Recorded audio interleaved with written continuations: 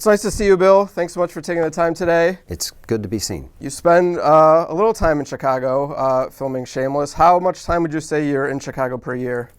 We do, other than when I come to visit pals, we do 6 episodes, then we come for a week of exteriors. We repeat it. We always end the season here in Chicago with a week of exteriors. And first couple of seasons, we partied hard. But last couple of seasons, people limp home, frozen solid and exhausted. So tell me about those early partying hard days. Well, you know, I'm the oldest guy in the cast, and they're just kids. But the first time we came to Chicago, oh, Lord, we had to get a police escort for some of those young folks. I remember I went into the makeup trailer after the second night we were here, and they were all just ferociously hungover. And all of them somehow had lost their cell phones, 7 of them. I said, where? And they said, in the fountain. And nobody could tell us where the fountain was or why they were in the fountain. Just the general fountain. They lost their cell phones in the fountain. But where you guys film isn't necessarily in a high traffic area for like bars and stuff, right? Did you go to like River North, or do you remember where you were going out at that time? I didn't go with them. I'm smart enough to know that 7 o'clock in the morning comes much too soon. Where do we hang out? We stay in the Rush Street area, and we cover pretty much all the restaurants. Where did I go last time I was here? The Country House, is that what it's called? Summer. The Summer House. That's a lovely restaurant. Yeah, it's great nice. Food, really pretty. I love that place. And tonight, or tomorrow night, as soon as we can get some time, the hotel that Mamet used to live, the Lincoln Hotel. I have the mind of a chimpanzee, brother. The Lincoln Hotel, when I first lived in Chicago, you know, I started my career here. Moved here in 1970 because Dave Mamet had been my teacher, and he's a homeboy. And Stephen Schachter and I moved here, and that's where we met Patricia Cox. And the 4 of us started the St. Nicholas Theater Company on Halsted Street, and it was wildly successful. And Dave Mamet lived at the Hotel Lincoln in a room that you couldn't put these 2 chairs in. I mean, there was a bed and a dresser, and you had to step outside to change your mind. And apparently it's become quite the place, and there's this rooftop terrace bar, which is the go-to place, so we're going to go. It's lovely when things come full circle that way. Well, last time I interviewed you when you were in town for the sessions, I asked you about babysitting Joan Cusack. You didn't remember that much about it, but you did say, next time we talk, I'll make up some shit because I'm never hidebound by the truth. So I'll make up something that she did. I am absolutely calling you on that. All right. I built cabinets for her dad, her mom and dad in their house, and apparently they're still there. I'm not that great a carpenter, but they've lasted. What else can I do? Oh, I did a play with her dad, Dick Cusack. We did, Alan Gross had written a play called The Man in 605. It's one of the first things I did in New York after I'd moved to New York. This is truth, though. You're supposed to make something up about her. Right. She's a cross-dresser, and she's been arrested several times. None of this is true. I don't know why I'm saying it. Just because you like it. You know. Well, I'm amazed that she was arrested while you were babysitting her, and she was like 7 years old. Anything crazy you want to say about Joan Cusack, you're going to be hard-pressed because she's that nuts. It's probably true. Acting with her is quite an experience. You never know where it's going to go. Well, you also said when we spoke, one thing I know as an actor is you always feel like a fraud. You'll always feel like they made a mistake when they cast you. Comes with the territory. You have to quell that voice. How did you use that insight as a director when working with actors who you felt might have that voice in their head? What a great question. I did find as a director that sometimes you have to push people to do things that are uncomfortable for them, and you have to empower them. You have to convince them that their discomfort is more than natural. It's good. It's a great thing. You're supposed to be uncomfortable. That's why they call it drama. And every once in a while, I felt myself wanting to push people to go a little bit farther, a little bit deeper, to go ahead and wear the discomfort, that it's not a bad thing. What do you say in that situation? I mean, is it just in those words, like go farther, go deeper, or go farther, go deeper? Yeah, it's rare. I don't know. My experience on the set is that there's one of two things: go farther or cut back. You know, it's hard to hit that line. I think actors generally go too far. For every time they don't do enough, they do too much. In what sense? I think as actors, we understandably have an impulse to help the audience understand. And that's a bad impulse, because they don't need our help. If they can't understand it, it's not your problem, it's a problem with the writing. And dollars to donuts, they do understand, they don't need your help.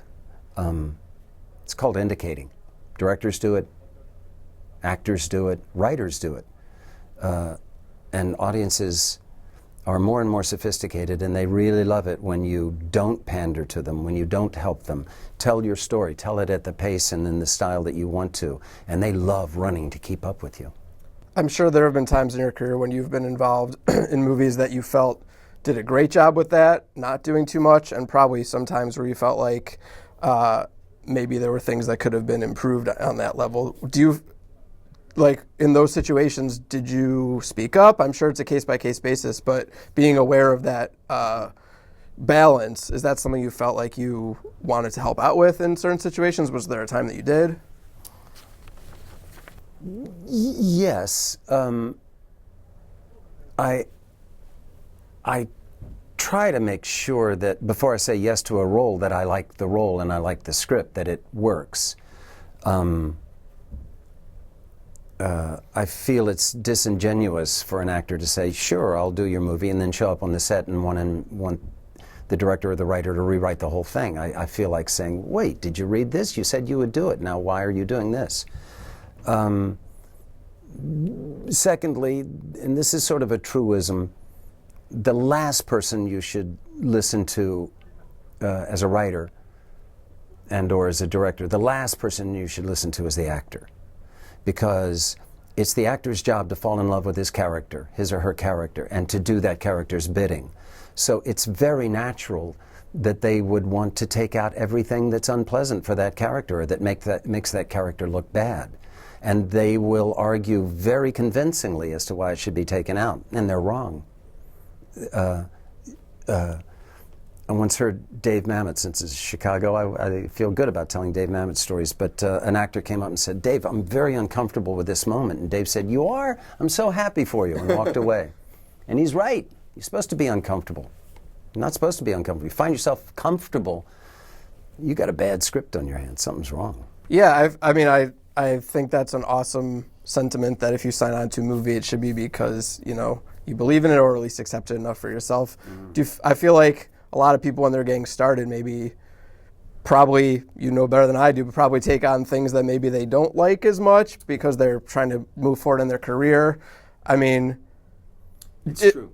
I feel like there'd be a temptation there, and there have probably been some people who have crossed the line where it's like, I took this movie, I don't think it's great. While I'm here, now that I took the role, maybe I can kind of float in some notes and make it better so I won't feel bad about doing it as much. I will chip in. I'll chip in my ideas.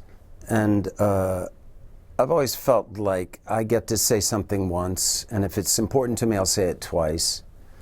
Every once in a while you can say it a third time, but you can't say it a fourth time. I mean, when they say no, you got to move on. And you know, it brings up something else. I mean, there's two kinds of careers. For the vast majority of my career, I took everything that came along. I mean, jobs are hard to get. So I didn't pick and choose. That's a luxury that I've gotten later in my career.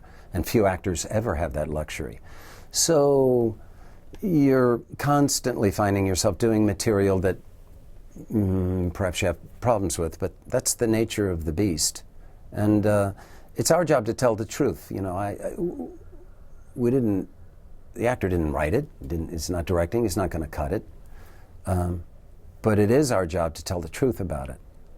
I look at someone like Gene Hackman. He's been in bad movies, but I've never seen him be bad. That's the real test. off of that, something that comes to mind, this is something I've talked to a few filmmakers about.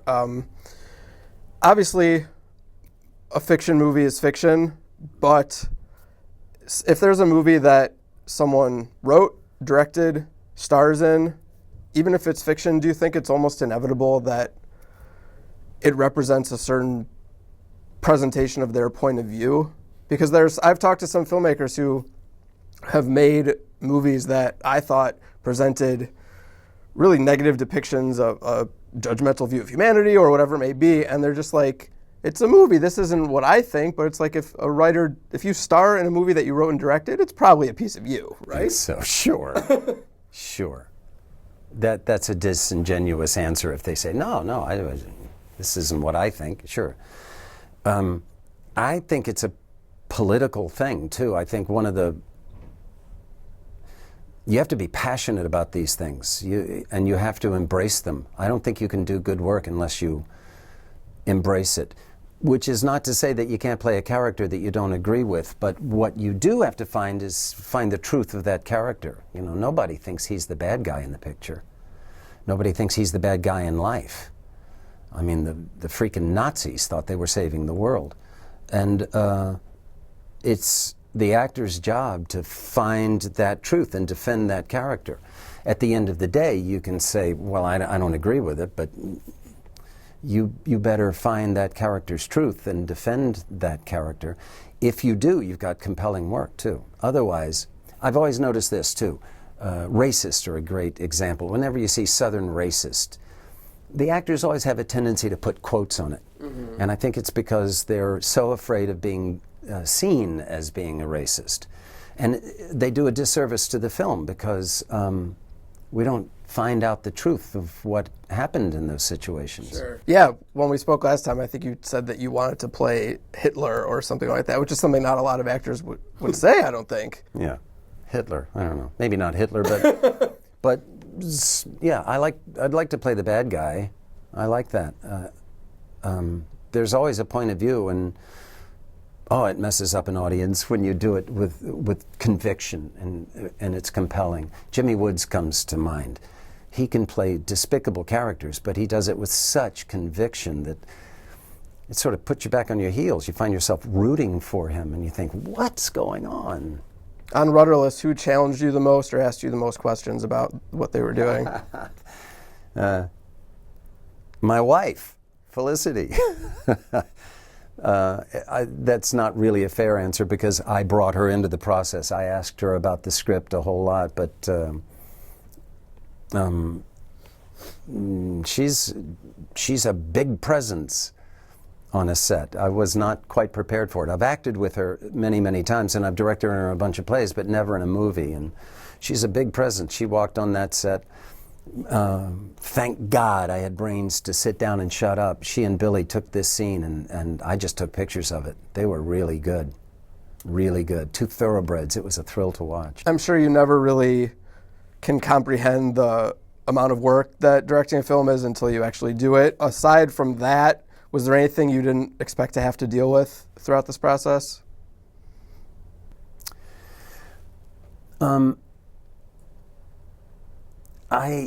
I've been around enough so that I knew what all the challenges would be, but you put your finger on it. It's the degree of it.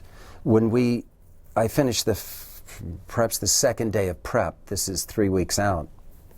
I didn't have much prep.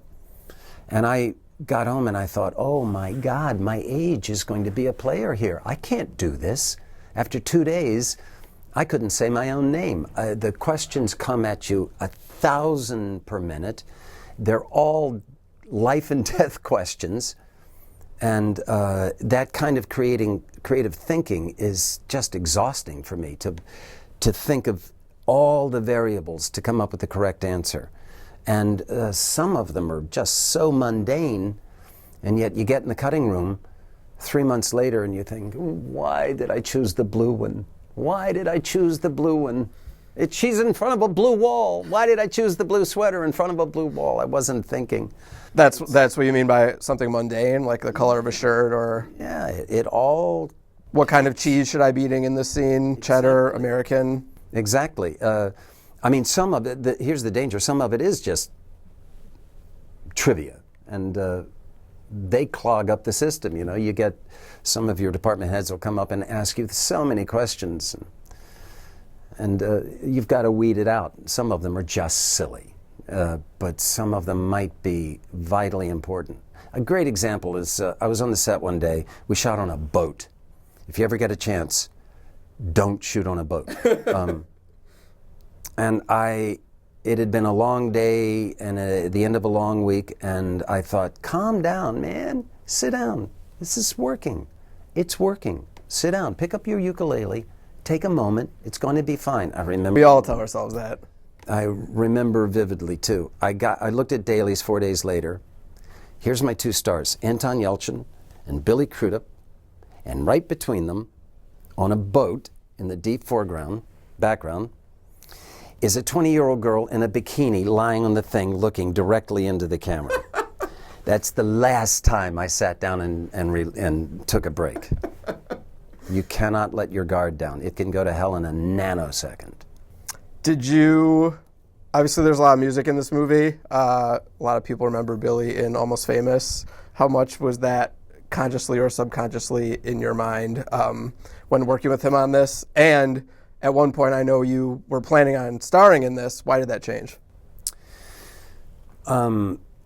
Me to act in it and direct it was always a bad idea, and I knew that. And in retrospect, it would have been a very different film. I would have been hard-pressed to do either of those jobs well. And I know I wouldn't have done both of them well. I was really proud. Billy was great. He's not that musical a guy, which is interesting. And I think because he's not musical, he brings some sort of an innocence to it. Well, you've seen it. Yeah. He looks like he's having the time of his life playing that music. And in fact, he is. And I just love him in this film. Felicity does too. We look at him, he took us to school a little bit when it comes to simplicity and that monomaniacal thing of the objective. I really appreciated what he did, but I was very proud of the music. How do you think an actor having to learn to be a musician for a movie compares to any other thing that they would have to do for a role, whether it's an accent or a state of mind, whatever it may be? This is not really a good example, but for that thing you do, that movie was all about music, and those actors, I believe, were not musicians at all before taking on those roles. Do you think, is there something especially challenging about turning yourself into a musician compared to the other challenges an actor faces? Yes, but on the other hand, it's movie magic. I mean, we did it all to playback. I had this cherished illusion that we would do some of it live. Well, grow up. It's not going to happen. Finally, somebody, Charlton Pettis, who wrote a lot of this music, said, dude, if the Rolling Stones were starring in your movie, I wouldn't advise you do it live. I would do it to playback. And I said, okay, I finally got it. That would have been an interesting We did do an choice. interesting thing, though. We did roll sound on everything. 90% of it was unusable. As they're singing along to the playback, they were playing their guitars and singing it. But we mixed it at Skywalker Sound, and they took just a soupçon of that sound and mixed it in, and it gives it this great reality, this little bit of verisimilitude that took it over the top, particularly the drums. I guess there's a sound with the drums that they mixed in with the pre-recorded, and it makes it all different and a little bit better. I've gotten great compliments from rootin' tootin' musicians saying we got it right when it came to the music. Well, you, of course, still have a small role in the film, working in the bar where they perform. I just rewatched Fargo, which starts in a bar. Magnolia, you've scenes in a bar. How many bars do you think What are you saying? you've acted in your career? A lot of bars, yeah. Probably a lot of bars. Is that a result of that being a common movie location or characters you've played? Why do you think that comes up so often? I don't know. Interesting question. Well, I probably moved into the grand champion position with Shameless, because my character there spends a lot of time in bars. There you go. I do love bars, though. Don't you love bars? Yeah. When I lived in Chicago, we built the St. Nicholas Theater. It was in a warehouse, and we built a theater in there. And there was a sleepy little German bar across the street. And when we were building the place, we'd go in. I mean, they had World War II marching songs on the jukebox, and these guys didn't know what hit them because St. Nicholas was a wild success. Our first show was American Buffalo, and it just got better from there. And within 10 months of opening that theater, it was the theater bar. If you couldn't get laid at the Gaslight, you're not going to get laid. It was... Was that their motto? Oh, yeah. If you can't get laid here, give up. They bring people in. But it was just packed with theater folks. From other theaters, they'd come. And so that bar just exploded. But it was one of my favorite places in the world. Were people still playing World War II marching songs? No, everything changed. The menu changed, the jukebox changed, everything changed. How involved were you on the script for Rudderless? Jeff and Casey sent me this script, and they came to LA and stayed at my house, and we worked a long weekend on it. And then we worked over the phone, and this was mostly guiding the plot. There's a stunning reveal at the 1 hour mark, and that came very late. I went to Oklahoma City and worked with them once. And then I perhaps did the last pass or two, and those passes were to sharpen the jokes and to condense it so that it was shootable. I had to trim some scenes, change locations, and so I did that pass. I wanted to get a story by co-credit with them, but for reasons I still don't understand, the Writers Guild didn't like that, so I got a writing credit on it. We're going to talk more in the future about some of the details about the movie, but if you feel comfortable, something that comes up, I think, generally, is the notion of if you can separate an artist, their work, from who they are as a person. Is that something you feel like we can discuss at this time? Just sort of generally, it's something that I think people are thinking about all the time when there's an artist in the public eye, such as a Chris Brown, for example, who has a lot of negative things happening in his personal life, but he still has a lot of hits at the top of the chart. It's a really interesting question. On one hand, I feel like celebrities have a right to their own privacy, to some degree of privacy, and politicians too. And I wish, especially with the politicians, more of them would say, that's none of your business, I won't answer the question, that's the end of it. Because they have a right to privacy. Not the same amount of privacy that perhaps a private citizen would by the nature of the jobs they hold. And I feel this for a couple of reasons, and not the least of which is if we're going to get good politicians, you can't expose their entire lives to the public. Otherwise, we'll get bland people. They deserve that. On the other hand, what else do you got? I mean, especially for an artist. I don't know about a politician, but probably so. But for an artist, what else do you have to sell except your own life, your own experiences, your own take on things? I mean, ultimately, it's a political question. You have to turn everything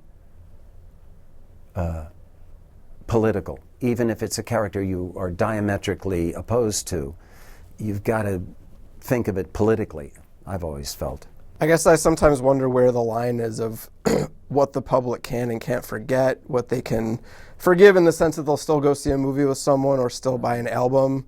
Like I said, I think Chris Brown has still done okay for himself despite all the things he's had off stage. Cat Stevens is a great example. I mean, who didn't love that first Tea for the Tillerman album? And then he became a Muslim and said that Salman Rushdie had to die, and I have not been able to get over that personally.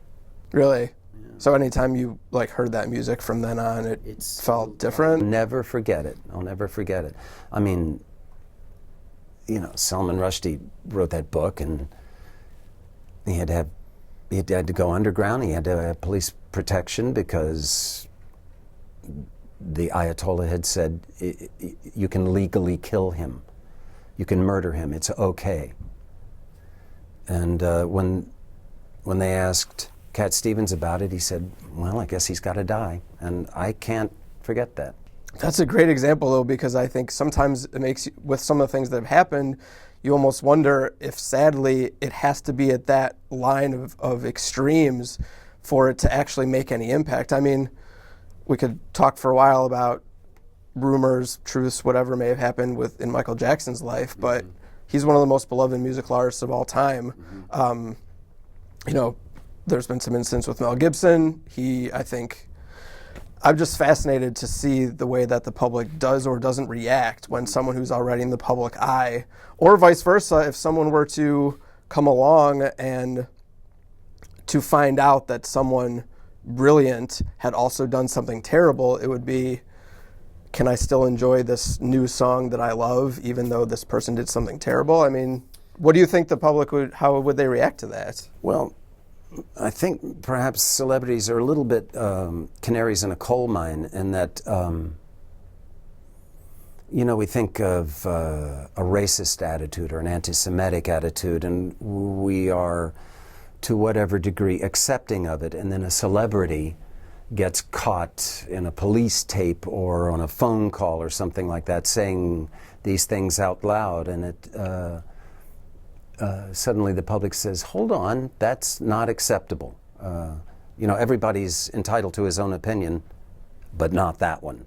So But it's about being caught. Part of it, interestingly enough, is because the last 2 weeks I've been talking about how, in my opinion, lately some Adam Sandler films and Seth MacFarlane films have had messages that I think are intolerant. You could call them racist, misogynistic, anti-Semitic, absolutely. And yet, if they're in the context of a film, especially a comedy, that seems to blow right past some people's eyes. Yet, if someone was caught on hidden camera in their house saying something that could have been quoting their own movie, that would be an expose.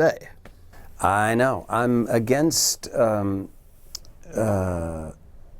any sort of government interference with this, any sort of, you know, everybody should write the book he wants or make the movie he wants, but you're not wrong. We got to call him out on that. My thing is the violence in movies. I don't like it. I think they should have the right to make these violent movies, but when I see these movies that are just straight up lying about violence, you know, there's a shootout in downtown Chicago and there's 14 gangsters shooting for 20 minutes and not a cop in sight. I just think, you know, that's trash, you know, 25 bodies lying in the street. That's not true. It's just not true. We wouldn't allow a movie to lie about other things, but somehow in violence in this country, it's okay.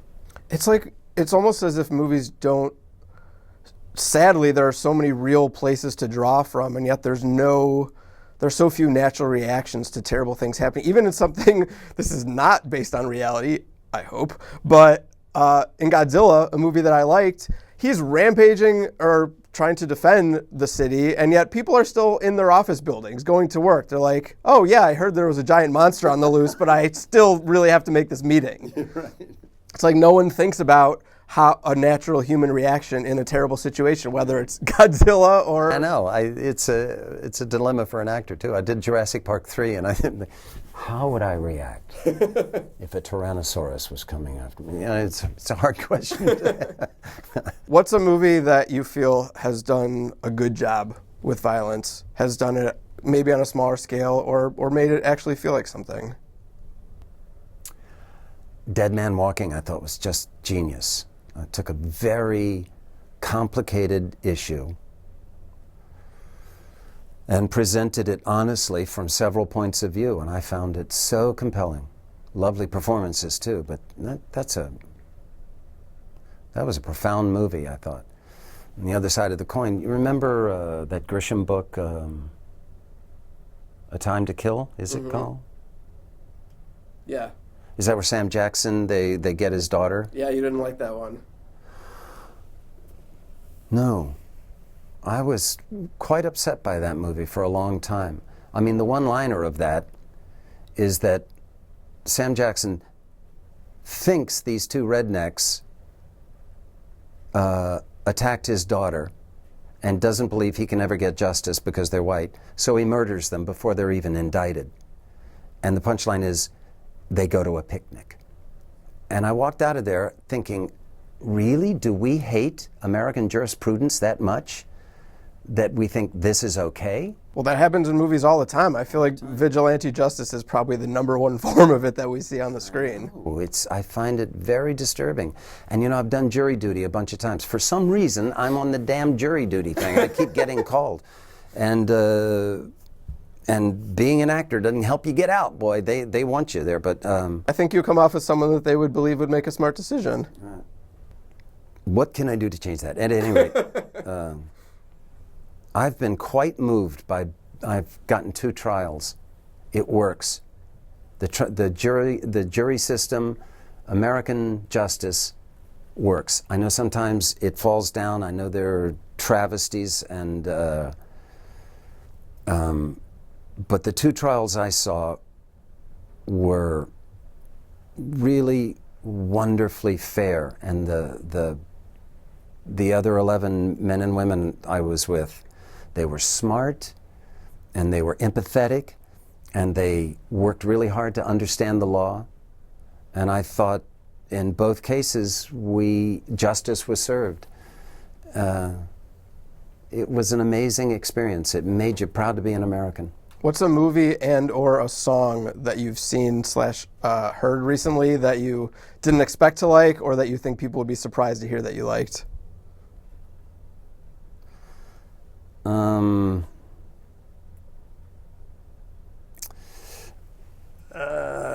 I'm listening to a lot of pop stuff because my daughters are 12 and 13. I like One Direction. You do? I saw you talking They're so wankers negatively in concert, about them. but they're great musicians. They do. They couldn't put on a good show with a gun to their head, is what you said. It was not good. It was an expensive ticket too.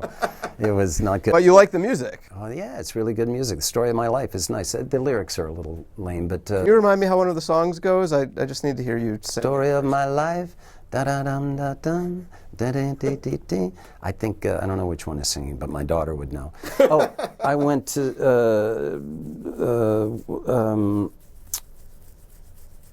a Taylor Swift concert. Stunning. What a showman she is. And what's she, 9 years old? I just couldn't believe it. She had that audience in the palm of her hand. She gets a bad rap, I think. Oh man, she's a showman. I like the music too. It's a little offbeat for me. I mean, literally off the beat. She does some interesting stuff. What am I listening to these days? I do love the golden age of rock and roll when I was a kid. But some of this new stuff. Oh, and country. We went through a country phase with my daughters. Oh, yeah? Really great lyrics. Sorry, I've got the mind of a chimpanzee, okay. But all the stuff that's on the top country tunes, very clever stuff. Yeah, I wonder, if people were going to imagine what you're listening to, do you think they would assume it was more that golden age of rock If then? they knew I had 2 young daughters, they know exactly what I'm listening to. Good point. Plus, there's 4 radio stations. They go back and forth and back and forth. Just a couple more I wanted to ask you while you're here. This is something that's going to be different for everyone, but, you know, filmmakers that you've worked with, specifically Paul Thomas Anderson and Coen Brothers, both geniuses as far as I'm concerned. Doesn't get any better than that. In terms of how prolific they are or aren't, they both work so differently. There was a period where Coens were making something every single year. Mm-hmm. PTA is spreading them out a lot over the years that he's been working. What do you make? Is that just a result of everyone having a different process? Do you think there's anyone who should work more than they do or less than they do? I don't know the answer to that. From what I can tell, maybe all they have to do is want to do a movie and they can get it funded and go. But you know what? I don't think so. I heard Marty Scorsese talking about how hard it is to get a film financed these days, and that he's got a bunch of them that he keeps working to get on. Yeah, and I thought, if Martin Scorsese can't find the money, what chance do I have? It's. I think the thing that sets the pace for most directors is the financing to put them together. As far as acting goes, I've had a couple of years in my career where I really cranked them out one after another. I went from set to set to set. I didn't have time to fix my hair, you know. They would shave it in one and then dye it black in the next, and that was good. It was good for me. I thought less and went with my first impulses, and that was a good time for me. Pretend you have unlimited funding. What's a movie you would make? I would like to make a movie about the Navajo code talkers. I know Nick Cage made a movie, but that was not about the Navajos as much as it's a fantastic story. The Navajos were living on the reservation, and they were literally whipped for speaking Navajo. And then the Japanese kept busting our code, and a guy had a bright idea. The Navajo language started here and ended here. It has no roots anywhere. And he thought, that's what we should do. So they went in and they took these young boys and they said, not only can you now speak Navajo, we're going to enlist you. And there were about 100 of them, perhaps 200 at the height of it. They not only did the code, but the Navajos have a way of not saying your name. They would say shaved head or wristwatch or something. So they've got, and it's just the way they speak. So the code went too deep. And to cut to the chase, a lot of the whites in the military said, no, I don't want them in my unit. They'll turn and run. They'll get drunk. They're not trustworthy. Well, they went through the war with great honor. There's a case to be made that on Guadalcanal they won it because the Japanese listened for an extra couple of hours thinking, that's Japanese, we're listening to Japanese. A bunch of them got killed. And then at the end of the war, they said, you can't tell anyone you were even in the military. You can't tell anyone anything. And it wasn't until Ford or Nixon that they were allowed to say that they were code talkers. They all went in as buck privates, they all came out as buck privates, and they did not get the GI Bill because they weren't Americans. I'd like to tell that story. I would be happy to see that movie. It'd be expensive to do because Steven Spielberg made Storming the Beaches at Normandy he set the bar rather high, so it's an expensive shot. On a scale of 1 to 100, how likely do you think it is that you will get to make an expensive movie about that? I don't know. I sure would like to do one, though. One of those big Hollywood things where if you can think it, they can make it. That would be swell. Yeah, I hope you get to do that. Thank you. Please feel free to take advantage of any of these options if you so choose. Can you either tell me a joke, sing part of your favorite TV theme song, or rap part of a song you know the words to? Well, I'm not going to rap because I have children. And they're the rappers in the family? No, they still respect me, and they wouldn't at all if I tried to do that. Guy's playing golf, having the day of the best day he's ever had. Eagles, birdies. Phone rings, it's the doctor, it's his wife. He's got to come immediately. He tees off one more time, first hole-in-one he's ever had. So he plays all 18 holes. He gets in the car, he races to the hospital. The doctor says, you didn't come when I called, did you? He says, no, I didn't. He said, you played all 18 holes, didn't you? He says, yeah, I did. He said, well, forget golf, pal. No more golf for you from now on. It's your wife. It's bedpans. It's lifting her in and out of bed. I says, oh my God. And he says, no, I'm just kidding you. She died 2 hours ago. All golf jokes are really tough on women. There's a holdup in the Bronx. Brooklyn's broken out in fights. There's a traffic jam in Harlem that's backed up to Jackson Heights. There's a scout troop short a child. Khrushchev's doing Idlewild. Car 54, where are you? Tootie and Muldoon. I love that show.